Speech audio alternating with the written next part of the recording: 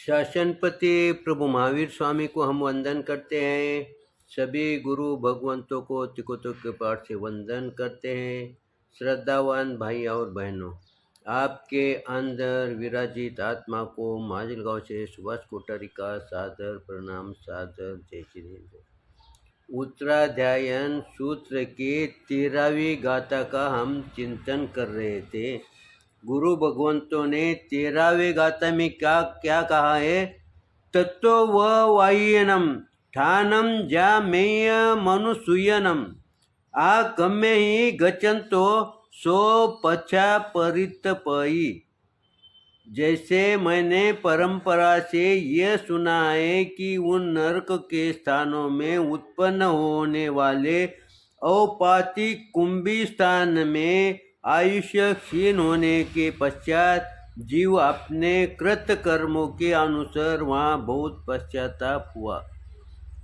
गुरु भगवान 13वें गाथा के माध्यम से ये समझाते हैं कि जीव अपने कर्मों के कारण वो दुख पाता है।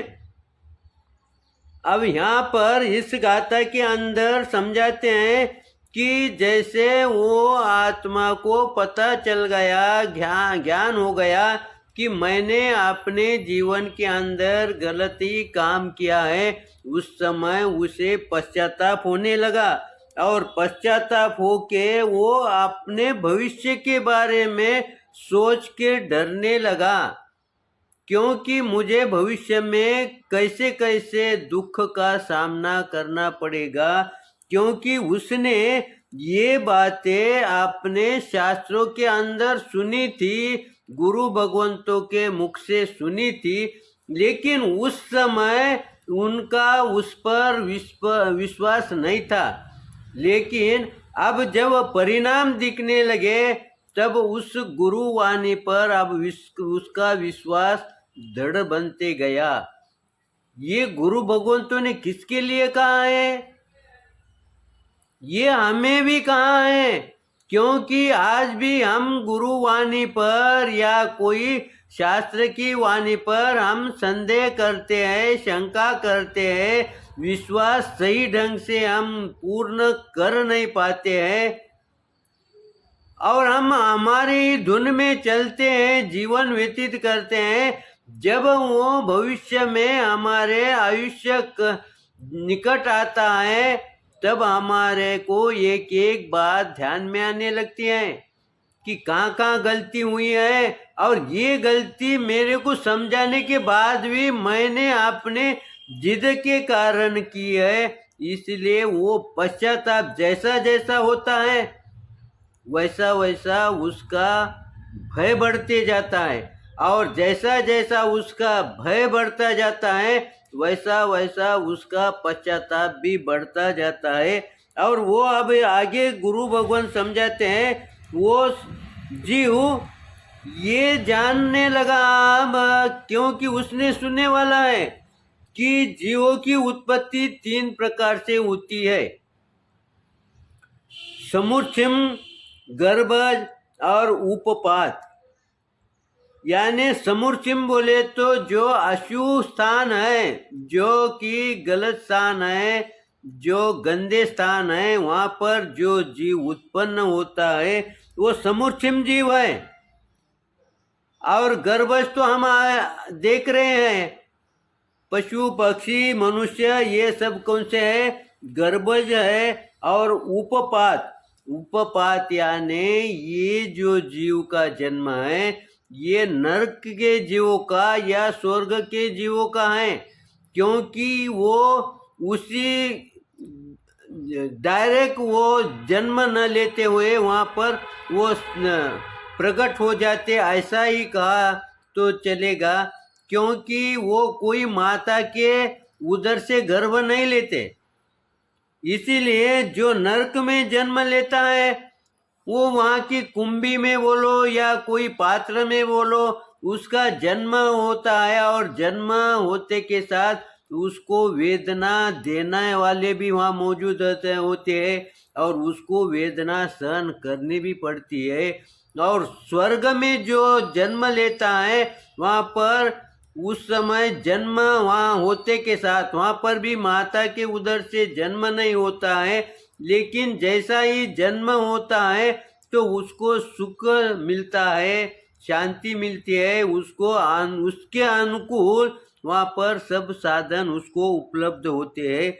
इस तरह से गुरु भगवंतों ने 13वें गाथा के अंदर समझाया है कि जीव अपने कर्मों के कारण 3 प्रकार से उत्पन्न होता है।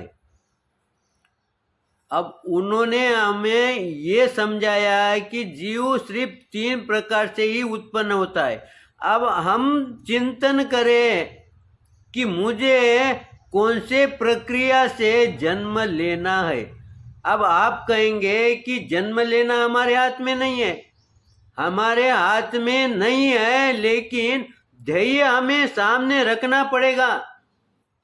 जैसा स्टूडेंट ध्येय रखता है कि मुझे डॉक्टर बनने का है, भले ही वो डॉक्टर ना बने, लेकिन सामने वो ध्येय रखता है ना, वो ध्येय रखते हुए वो आगे बढ़ता है, तो कुछ ना कुछ उनके उस जो उसने संकल्प किया है वो उस स्थान के नजदीक तो वो पहुंच जाता है। वैसे ही हमें गुरु भगवान समझाते हैं कि तुम धारणा करो, तुम संकल्प करो कि तुम्हारे को कौन से स्थान पर जन्म लेने की इच्छा है, और जब तुम्हारा ध्येय निश्चित होगा तब तुम मार्ग चुनोगे। अगर तुम्हारा ध्येय निश्चित नहीं है, तुम मार्ग कैसे चुनोगे? जैसे हमें घर से बाहर निकले, अगर स्थानक में जाना है ये ध्येय होगा तो वो स्थानक का राह पकड़ेंगे। और अगर हमें दुकानदारी पर जाने का है या और कोई अन्य गांव जाने का है तो वो हिसाब से वो रास्ता हम पकड़ेंगे। वैसे ही गुरु भगवान 13वें गाथा के माध्यम से हमें समझाते हैं कि तुम्हें 3 प्रकार से जन्म लेना है। अब इसमें से तुम एक ध्येय चॉइस करो, निर्धारित करो। क्यों निर्धारित करो?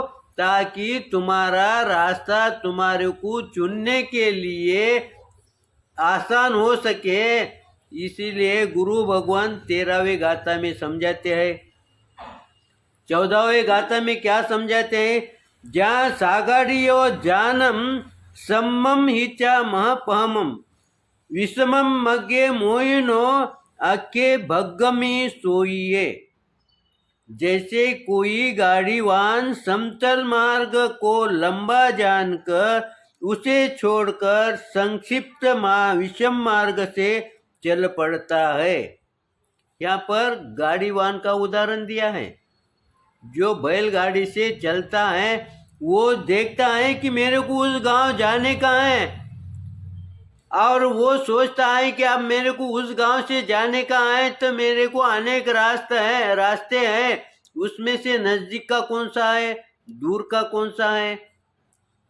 उसके जगह पर हम भी यही सोचते हैं। तब उसके ध्यान में आता है समतल मार्ग ये टाइम लगता है, दूर भी है, लेकिन आराम का है। लेकिन वो सोचता है मैं वहाँ जाके आराम करूँगा, लेकिन मेरे को जल्दी जाने का है।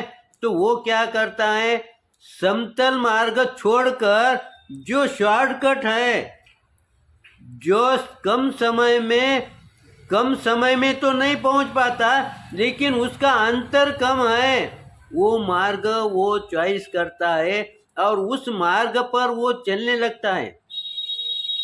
आज भी हम व्यवहार में देखते हैं जो लंबा मार्ग है ना, उससे हम जल्दी पहुंच सकते हैं क्योंकि उसमें कोई भी रुकावट नहीं आती।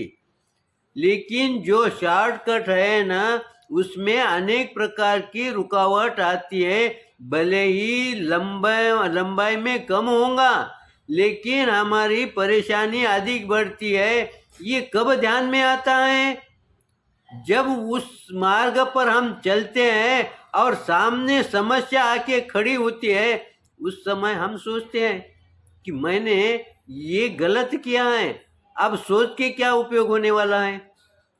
क्योंकि वो उस मार्ग पर बहुत लंबा चल पड़ा है।